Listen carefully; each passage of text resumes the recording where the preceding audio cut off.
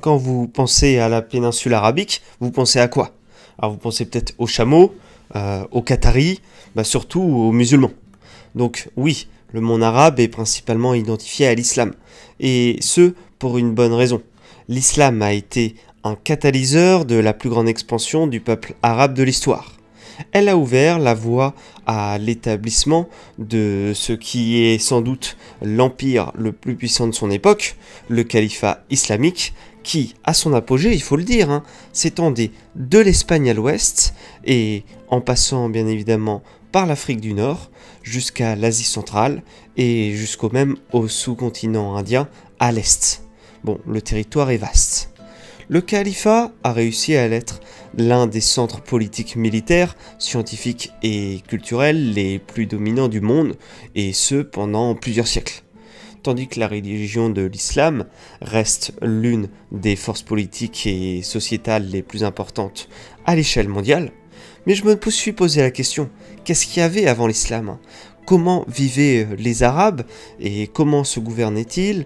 En quoi croyaient-ils? En quel dieu? Ici, on va voir un petit peu ce sujet méconnu de l'Arabie avant l'islam.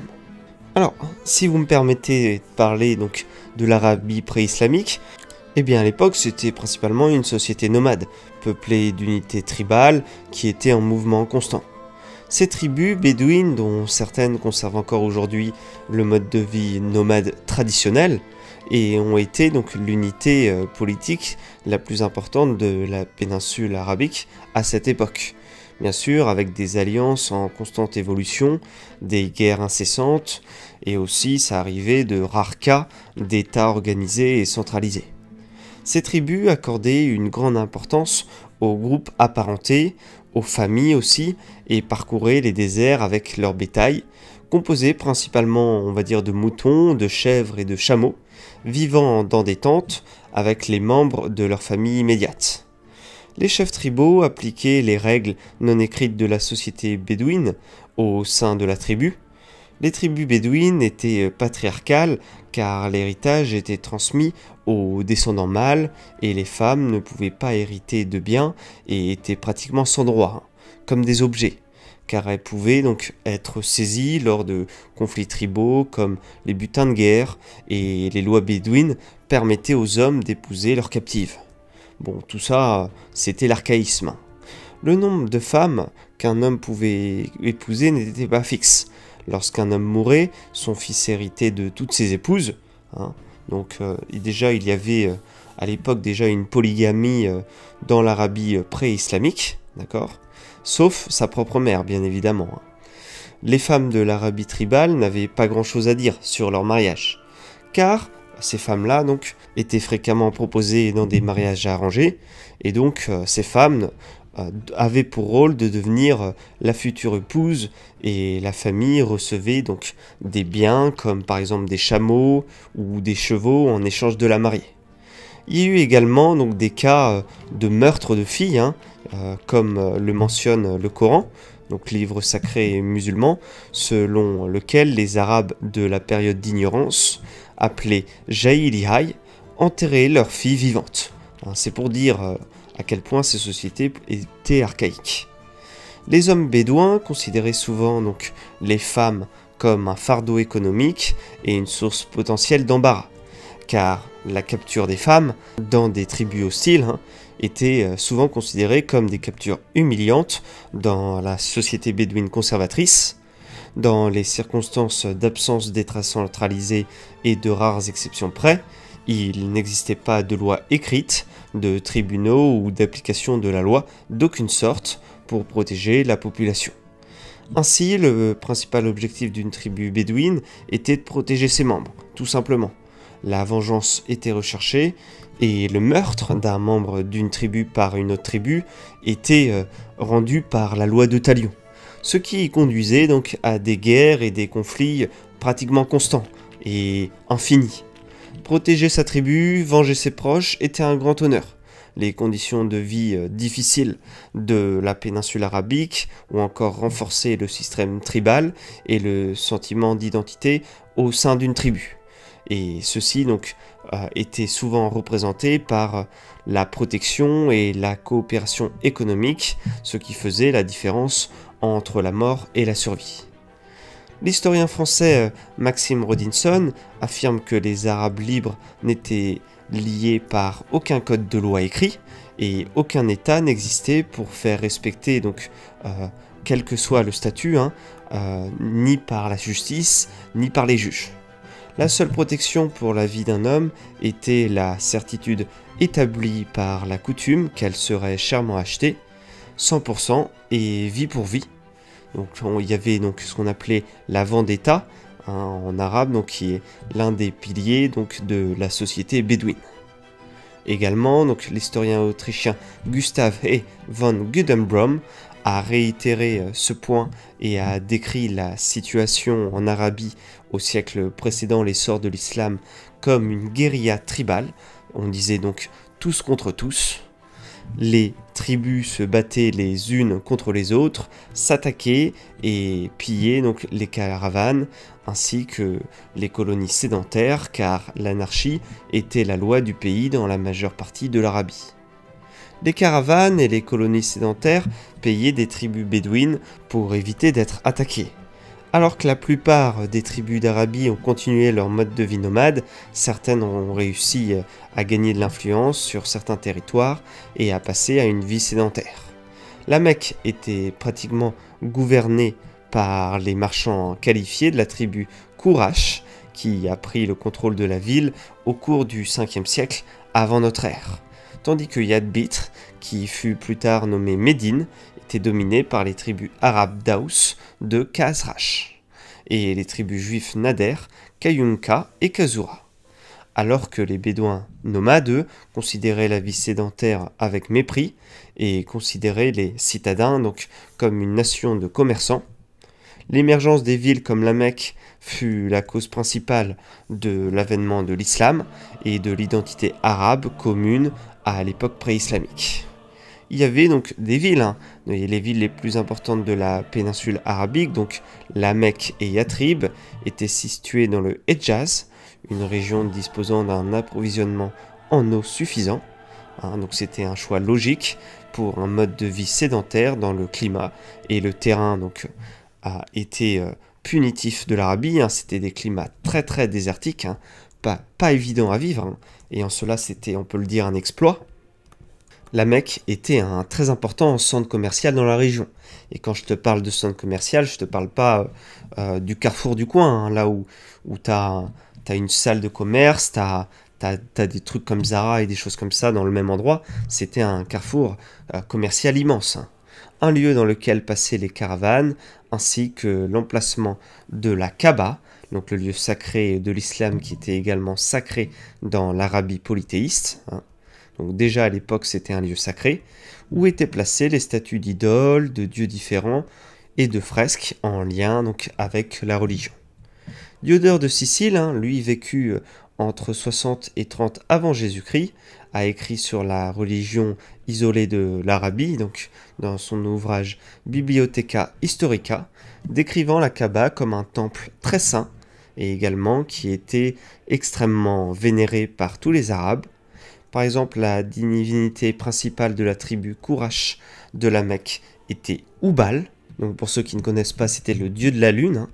Et ce dieu donc sera représenté à travers de nombreux drapeaux chez les peuples arabes. Et donc les routes commerciales, elles, habituelles, passant par la mer Rouge, le Tigre et l'Euphrate, furent perturbées, elles, par la piraterie et le conflit romano-perse, ainsi que les caravanes et les commerçants se tournèrent vers les routes commerciales, passant donc par la Mecque et Médine. Les marchandises provenaient d'au-delà de la mer Rouge et des tribus bédouines locales étaient amenées à la Mecque, d'où les caravanes de chameaux, les transportant jusqu'au Levant. Les Mécois, eux, ont signé des traités avec l'Empire byzantin et les tribus bédouines pour le passage en toute sécurité de leurs caravanes commerciales. En tant que foyer de la Kaaba, la Mecque avait également une signification religieuse pour les Arabes polythéistes, car une fois par an, les Arabes de toute l'Arabie faisaient un pèlerinage à la Kaaba et également buvaient au puits sacré de Zamzam. À cette époque de l'année, le conflit s'arrêtait, une trêve était déclarée, et tout type de conflit et dette était résolu, et les commerces avaient lieu à ce moment-là, donc entre les différentes tribus. Dès lors, la Mecque devenait donc un centre d'une confédération lâche de tribus autour de cette ville, car les invités étaient obligés de suivre les règles de la Mecque. Le potentiel commercial de la Mecque et son importance religieuse pour les Arabes était un facteur de rapprochement entre eux et de formation de leur identité nationale. Une autre ville importante d'Arabie était Yatrib, et également donc c'est ce qu'on appelait Médine. C'était un grand centre agricole situé également donc dans une région fertile de Hejdaz, ce qui a permis à la ville de devenir un point de transit important pour les caravanes commerciales qui voyageaient le long de la mer Rouge. Alors, faut le dire, au début Yatrib était dirigé par des tribus juives, mais progressivement plusieurs tribus arabes se sont installées, et Yatrib donc va avoir une influence politique et économique à travers l'Arabie. Alors que les Arabes s'occupaient principalement de l'agriculture, les Juifs étaient également donc actifs en tant qu'hommes d'affaires. L'essor des villes allait inévitablement conduire à l'essor du commerce, et l'essor du commerce allait conduire donc à de nombreuses pratiques et un haut cadre ainsi qu'un haut niveau de vie.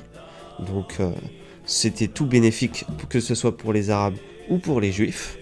Cette pratique sera plus tard interdite par l'islam. Donc on le voit bien à travers cette présentation, on retrouve des similitudes donc entre les Arabes donc pré-islamiques et post-islamiques, les Arabes d'aujourd'hui et les Arabes d'hier. Bon, on le voit, et on voit que il y a aussi une loi qu'on appelle la loi du talion, qui va être une loi d'œil pour œil et de dent pour dent. Alors, on a vu donc que dans l'Arabie islamique, la religion jouait un rôle important, même très important, dans la formation de l'identité arabe commune. On vous a parlé des dieux, notamment d'un dieu de la lune, mais quelle religion pratiquaient les Arabes avant l'essor de l'islam? C'est vraiment une question essentielle, et c'est une question importante. Alors, les religions dans l'Arabie pré-islamique étaient un mélange de polythéisme, de christianisme, de judaïsme, ainsi que de religion iranienne. Le polythéisme ou paganisme arabe était le système de croyance le plus populaire. Il y avait chaque tribu, des villes et des régions qui pouvaient avoir son propre dieu ou sa propre idole, qui était en quelque sorte le patron de cette communauté particulière. Également, les Arabes croyaient donc à des êtres surnaturels comme les djinns.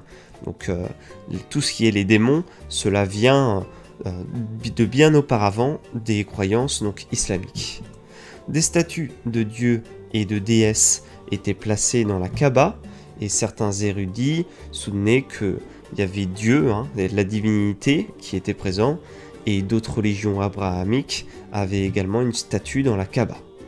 Il existe aussi les hadiths, dont l'authenticité est contestée, affirmant que la Kaaba avait également une image de la Vierge Marie et de l'enfant Jésus avec Abraham. Au total, on estime que la Kaaba contenait jusqu'à 360 de ces statues et images. Également, il y avait aussi donc des relations commerciales et politiques avec l'Empire byzantin, l'Éthiopie qui est pas loin, ainsi que la Perse, et d'autres puissances voisines ont également joué un rôle dans la formation du paysage religieux de l'Arabie. Nous sommes à ce moment-là, donc dès les premiers siècles, où les commerçants arabes ont apporté le christianisme en Arabie. D'autres donc, ont tenté d'évangéliser le territoire par le ministère de Paul en Arabie et par saint Thomas, suivi donc d'une forte influence de l'Empire byzantin. Par exemple, les Ghassanides, donc un royaume vassal de Rome, eux se sont convertis au christianisme. Dans le sud du pays, il y avait une forte communauté chrétienne qui a émergé notamment sur le territoire de Najran, sous l'influence du royaume chrétien d'Éthiopie d'Aksum. Le christianisme nestorien était fort dans certaines régions du pays, mais la confession la plus populaire était le monophyisme. Le judaïsme était également une part importante du paysage religieux de l'Arabie. Il y avait aussi donc à la suite des persécutions romaines et donc il y a eu des migrations du peuple juif vers l'Arabie qui a commencé dès les premiers siècles après Jésus-Christ. De nombreux juifs trouvèrent refuge au Hejaz et dans des villes comme Yatrib également, Cayer, Fadak et ul-Qura. De nombreux Arabes se sont également convertis au judaïsme, car c'était souvent une condition pour s'installer dans les villes à majorité juive à Hejaz. Le royaume imarite yéménite s'est converti au judaïsme au IVe siècle, et certains membres des Kinda, une tribu d'Arabie centrale qui étaient donc les vassaux des Imarites, ont également été convertis au Ve siècle. Des sources font également l'état d'une religion monothéiste centrée sur le culte d'un seul dieu, des religions abrahamiques. Mais apparemment, elles n'étaient pas affiliées au christianisme ou au judaïsme. Elles étaient plutôt centrées donc sur la prophétie d'Abraham.